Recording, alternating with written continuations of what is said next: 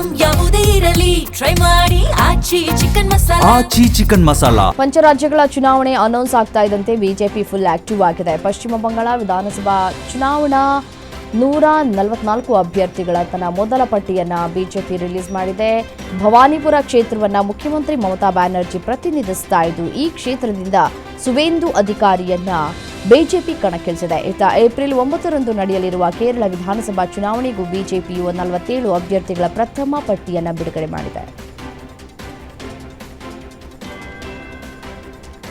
ಮಹಾರಾಷ್ಟ್ರ, ತಮಿಳುನಾಡು ಸೇರಿ 10 ರಾಜ್ಯಗಳಲ್ಲಿ 37 ರಾಜ್ಯಸಭಾ ಸ್ಥಾನಗಳಿಗೆ ಚುನಾವಣೆ ನಡೆಯಿತು. ಈ ಪೈಕಿ 7 ರಾಜ್ಯಗಳ 26 ಸ್ಥಾನಗಳಿಗೆ ಅಭ್ಯರ್ಥಿಗಳು ಅವಿರೋಧವಾಗಿ ಆಯ್ಕೆಯಾದರು. ಬಿಹಾರ, ಹರಿಯಾಣ ಮತ್ತು ಒಡಿಶಾದ 11 ಸ್ಥಾನಗಳಿಗೆ ಅಭ್ಯರ್ಥಿಗಳನ್ನು ಆಯ್ಕೆ ಮಾಡುವುದಕ್ಕೆ ಮತದಾನ ಮಾತ್ರ ನಡೆದಿದೆ.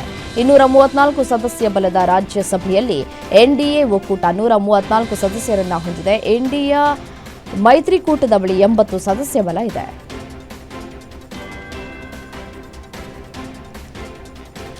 ಬಿಹಾರದ ಎಲ್ಲಾ 5 ರಾಜ್ಯಸಭಾ ಸ್ಥಾನಗಳು ಹಾಗೂ ಒಡಿಶಾದಲ್ಲಿ 2 ಸ್ಥಾನಗಳಲ್ಲಿ ಎನ್ಡಿಎ ಗೆಲುವು ಸಾಧಿಸಿದೆ. ಬಿಜೆಪಿ ರಾಜ್ಯಾಧ್ಯಕ್ಷ ನಿತಿನ್ ನಬೀನ್, ಬಿಹಾರದ ಮುಖ್ಯಮಂತ್ರಿ ನಿತೀಶ್ ಕುಮಾರ್ ಮತ್ತು ಇತರ 3 ಎನ್ಡಿಎ ಅಭ್ಯರ್ಥಿಗಳು ರಾಜ್ಯದಲ್ಲಿ ನಡೆದ ರಾಜ್ಯಸಭಾ ಚುನಾವಣೆಯಲ್ಲಿ ಗೆಲುವನ್ನು ಸಾಧಿಸಿದ್ದಾರೆ. ಜೆಡಿಯು ಪಕ್ಷದ ಕೇಂದ್ರ ಸಚಿವ ರಾಮನಾಥ್ ಠಾಕೂರ್, ಬಿಜೆಪಿ ನಾಯಕ ಶಿವೇಶ್ ಕುಮಾರ್ ಮತ್ತು ರಾಷ್ಟ್ರೀಯ ಲೋಕ ಮೋರ್ಚಾ ಅಧ್ಯಕ್ಷ ಉಪೇಂದ್ರ ಕುಶ್ವಾಹಾ ಕೂಡ ಜಯಗಳಿಸಿದ್ದಾರೆ. ಒಡಿಶಾ ರಾಜ್ಯಸಭಾ ಚುನಾವಣೆಯಲ್ಲಿ ಭಾರೀ ಹೈಡ್ರಾಮವೇ ನಡೆದಿದೆ. ಬಿಜು ಜನತಾದಳ ಮತ್ತು ಕಾಂಗ್ರೆಸ್ನ ಜಂಟಿ ಅಭ್ಯರ್ಥಿಯ ವಿರುದ್ಧ ಸುಮಾರು 10 ಶಾಸಕರು ಅಡ್ಡ ಮತದಾನ ಮಾಡಿದ್ದಾರೆ ಎನ್ನಲಾಗ್ತಾ ಇದೆ. ಬಿಜೆಪಿ ಬೆಂಬಲಿತ ಉದ್ಯಮಿ ದಿಲೀಪ್ ರೇ ಅವರನ್ನ ಬೆಂಬಲಿಸಿದವರಲ್ಲಿ 5 ಬಿಜೆಡಿ ಮತ್ತು 5 ಕಾಂಗ್ರೆಸ್ ಶಾಸಕರು ಸೇರಿದ್ದಾರೆ ಅಂತ ವರದಿಯಾಗಿದೆ.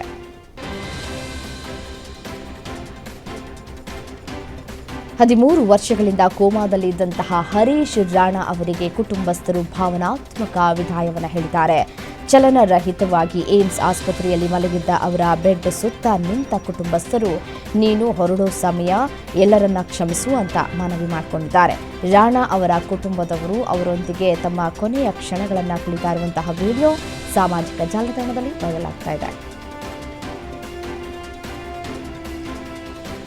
ಒಡಿಶಾದ ಕಟಕ್ನ ಎಸ್ಸಿಬಿ ಮೆಡಿಕಲ್ ಕಾಲೇಜ್ ಮತ್ತು ಆಸ್ಪತ್ರೆಯಲ್ಲಿ ಅಗ್ನಿ ಅವಘಡ ಸಂಭವಿಸಿದೆ. ಬೆಂಕಿ ಅವಘಡದಲ್ಲಿ ಸುಮಾರು 10 ಮಂದಿ ರೋಗಿಗಳು ಸಾವನ್ನಪ್ಪಿದ್ದು, ಹಲವರು ಗಾಯಗೊಂಡಿದ್ದಾರೆ. ಕೂಡಲೇ ಆಸ್ಪತ್ರೆ ಸಿಬ್ಬಂದಿ ಮತ್ತು ರಕ್ಷಣಾ ತಂಡಗಳು ರೋಗಿಗಳನ್ನು ವಾರ್ಡ್ಗಳಿಗೆ ಸ್ಥಳಾಂತರಿಸುವುದಕ್ಕೆ ಮುಂದಾದರು. ಈ ವೇಳೆ ರೋಗಿಗಳನ್ನು ಸ್ಥಳಾಂತರಿಸುವ ವೇಳೆ 11ಕ್ಕೂ ಹೆಚ್ಚು ಆಸ್ಪತ್ರೆ ಸಿಬ್ಬಂದಿಗೂ ಗಾಯವಾಗಿವೆ. ಘಟನೆ ಕುರಿತು ಮಾಹಿತಿ ಪಡೆದ ಒಡಿಶಾ ಸಿಎಂ ಮೋಹನ್ ಚರಣ್ ಮಾಝಿ ಆಸ್ಪತ್ರೆಗೆ ಭೇಟಿ ನೀಡಿ ಗಾಯಾಳುಗಳ ಆರೋಗ್ಯವನ್ನು ವಿಚಾರಿಸಿದ್ದಾರೆ. ನ್ಯೂಯಾರ್ಕ್ನಿಂದ ದೆಹಲಿಗೆ ಬರ್ತಾ ಇದ್ದ ಏರ್ ಇಂಡಿಯಾ ವಿಮಾನದಲ್ಲಿ ತಾಂತ್ರಿಕ ಸಮಸ್ಯೆ ಉಂಟಾಗಿ ಐರ್ಲೆಂಡ್ನಲ್ಲಿ ತುರ್ತು ಲ್ಯಾಂಡ್ ಆಗಿದೆ. ದೆಹಲಿಗೆ ಹೊರಟಿದ್ದ AI-102 ವಿಮಾನವು ನ್ಯೂಯಾರ್ಕ್ನ JFK ವಿಮಾನ ನಿಲ್ದಾಣದಿಂದ ಮಧ್ಯಾಹ್ನ ಟೇಕ್ ಆಫ್ ಆಗಿತ್ತು. ಈ ವೇಳೆ ವಿಮಾನದಲ್ಲಿ ತಾಂತ್ರಿಕ ಸಮಸ್ಯೆ ಉಂಟಾದಂತೆ ಭಾವಿಸಿ ಮುನ್ನೆಚ್ಚರಿಕೆ ಕ್ರಮವಾಗಿ ಐರ್ಲೆಂಡ್ನ ಶಾನನ್ ವಿಮಾನ ನಿಲ್ದಾಣದಲ್ಲಿ ತುರ್ತು ಭೂಸ್ಪರ್ಶವಾಗಿದೆ. ದೇಶದ ಎಲ್ಲೆಡೆ ಎಲ್ಪಿಜಿ ಸಿಲಿಂಡರ್ಗಳಿಗಾಗಿ ಹಾಹಾಕಾರ ಉಂಟಾಗಿರುವ ಸಂದರ್ಭದಲ್ಲಿ ಆಶಾದಾಯಕ ಬೆಳವಣಿಗೆಯಾಗಿದೆ. ಹಾರ್ಮುಜ್ ಜಲಸಂಧಿಯನ್ನ ದಾಟಿದ LPG tanker Shivalekha 45,000 metric ton LPG ಹೊತ್ತು ಗುಜರಾತ್ನ ಮುಂದ್ರಾ ಬಂದರಿಗೆ ಆಗಮಿಸಿದೆ. 2 ಭಾರತೀಯ ಧ್ವಜದ ಹಡಗುಗಳಿಗೆ ಇರಾನಿನ ಅಧಿಕಾರಿಗಳು ಹಾರ್ಮುಜ್ ಜಲಸಂಧಿಯ ಮೂಲಕ ಸಾಗಣೆಗೆ ಅನುಮತಿಯನ್ನು ನೀಡಿದರು. ಸದ್ಯ ಶಿವಾಲೇಖ ಆಗಮಿಸಿದ್ದು, ನಂದಾದೇವಿ ಹಡಗು ಇವತ್ತು ಬೆಳಗ್ಗೆ ಗುಜರಾತ್ನ ಕಾಂಡ್ಲಾ ಬಂದರನ್ನು ತಲುಪುವ ನಿರೀಕ್ಷೆ ಇದೆ. ಯುಎಇಯಿಂದ ಹೊರಟಿರುವ 81,000 ಟನ್ ಕಚ್ಚಾ ತೈಲ ಇಂದು ಭಾರತಕ್ಕೆ ಬರಲಿದೆ ಅಂತ ಕೇಂದ್ರ ಸರ್ಕಾರ ತಿಳಿಸಿದೆ. ಸುದ್ದಿಗೋಷ್ಠಿ ನಡೆಸಿ ಮಾತನಾಡಿದ ಬಂದರು, ಹಡಗು ಮತ್ತು ಜಲಮಾರ್ಗ ಸಚಿವಾಲಯದ ವಿಶೇಷ ಕಾರ್ಯದರ್ಶಿ ರಾಜೇಶ್ ಕುಮಾರ್ ಸಿನ್ಹಾ, ಯುಎಇಯಿಂದ ಭಾರತೀಯ ಧ್ವಜ ಹೊತ್ತ ಹಡಗು ಭಾರತಕ್ಕೆ ಬರುವ ಮಾರ್ಗದಲ್ಲಿದೆ ಅಂತ ತಿಳಿಸಿದರು.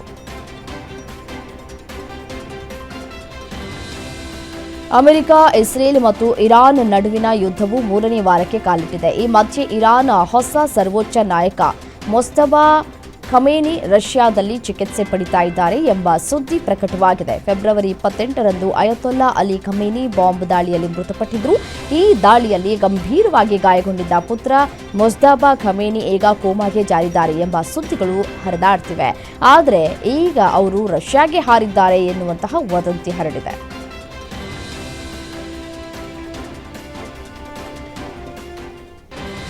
ಇರಾನ್ನ ನೌಕಾನೆಲೆ ವಾಯುನೆಲೆ ಧ್ವಂಸ ಮಾಡಿದ್ದೇವೆ ಅಂತ ಅಮೆರಿಕ ಅಧ್ಯಕ್ಷ ಡೊನಾಲ್ಡ್ ಟ್ರಂಪ್ ಹೇಳಿಕೆ ನೀಡಿದರು. ಇರಾನ್ನ 30 ಹಡಗುಗಳು ಸಮುದ್ರ ಪಾಲಾಗಿವೆ. 7,000ಕ್ಕೂ ಹೆಚ್ಚು ಕಡೆ ದಾಳಿ ಮಾಡಿದ್ದೇವೆ. ಇರಾನ್ನ 90% ಶಸ್ತ್ರಾಸ್ತ್ರ ನಾಶಪಡಿಸಿದ್ದೇವೆ. ಹೊರ್ಮೋಜ್ ವಶಕ್ಕೆ ಯುರೋಪ್ ಸಹಾಯ ಮಾಡಲಿ ಎಂದರು.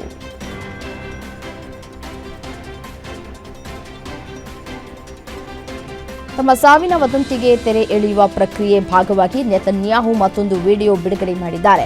ಎಕ್ಸ್ ಖಾತೆಯಲ್ಲಿ 90 ಸೆಕೆಂಡ್ಗಳ ವಿಡಿಯೋ ಹಂಚಿಕೊಂಡಿರುವ ಇಸ್ರೇಲ್ ಪ್ರಧಾನಿ ಜೆರುಸಲೇಂನ ಬೆಟ್ಟಗಳಲ್ಲಿ ಜನರೊಂದಿಗೆ ಮಾತುಕತೆ ನಡೆಸುವ, ಇಬ್ಬರೊಂದಿಗೆ ಫೋಟೋಗೆ ಪೋಸ್ ನೀಡುವ, ಯುದ್ಧದಿಂದಾಗಿ ಮನೆಯೊಳಗೆ ಬಂದಿಯಾಗಿರುವ ಜನರು ಮುಕ್ತ ವಾತಾವರಣಕ್ಕೆ ಬಂದು ಆಹ್ಲಾದಕರ ಗಾಳಿ ಸೇವಿಸುವ ಅವಶ್ಯಕತೆ ಇದೆ ಅನ್ನೋದರ ಬಗ್ಗೆ ಮಾತನಾಡಿದ್ದಾರೆ.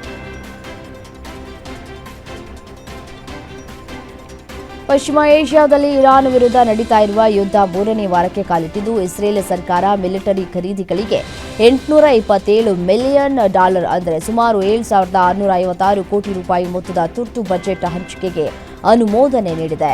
ಕ್ಯಾಬಿನೆಟ್ ಮಂತ್ರಿಗಳ ಸಭೆಯಲ್ಲಿ ಸುಮಾರು 2.6 ಶತಕೋಟಿ ಶೇಕೆಲ್ ಮೌಲ್ಯದ ಈ ಪ್ಯಾಕೇಜ್ಗೆ ಒಪ್ಪಿಗೆ ನೀಡಲಾಗಿದೆ ಅಂತ ವರದಿಯಾಗಿದೆ.